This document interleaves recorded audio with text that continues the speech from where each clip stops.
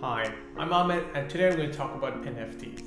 Every other day you hear of something crazy happening in the space, like Jack Dorsey selling the first tweet as an NFT for $2.9 million, a GIF of Nyan Cat selling for like $500,000, one calendar year worth of recorded farts selling for like $85.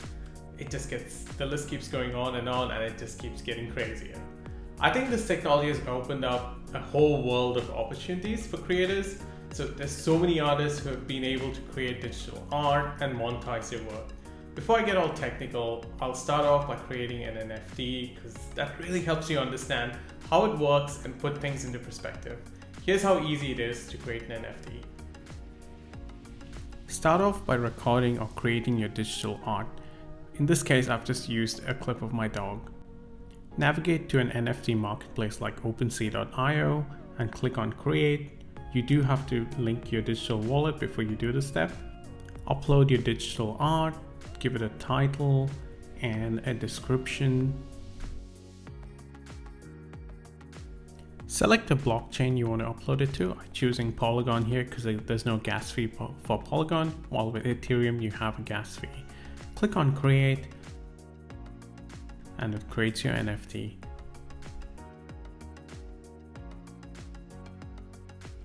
The next step is to list it on the marketplace. So hit the sell button and fill in the price you want it to sell for and the duration you want it to advertise it and complete the listing. Takes a few seconds and you have to authenticate it using your digital wallet. Here I'm using Metamask. You can use pretty much any wallet that works with the platform and your NFT has been listed. So now a potential buyer can buy my art. So what is an NFT? It stands for non-fungible token and it can technically contain anything digital.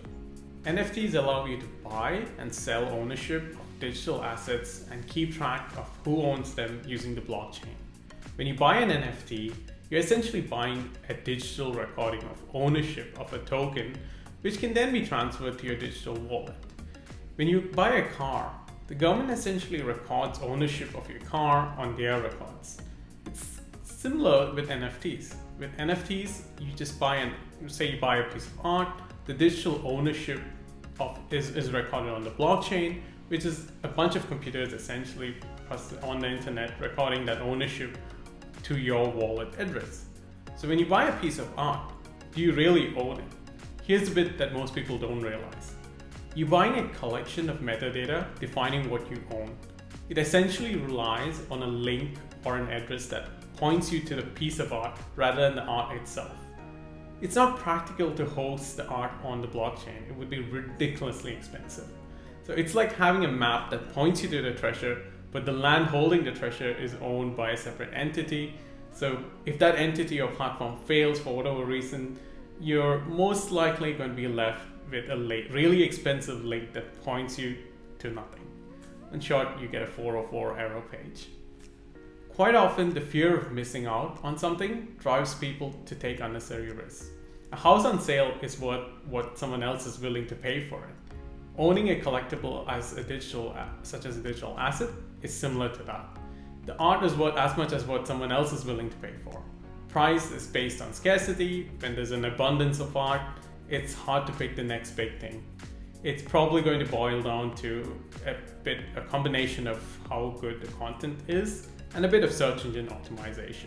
Sure, lots of people have made tons of money flipping and selling NFTs, but I think it's really important people really know what they're buying when they buy an NFT. As always, do your own research before jumping into something. If you like this video, don't forget to hit the like button and subscribe to the channel, because this really helps me produce more content like this. Thanks for watching.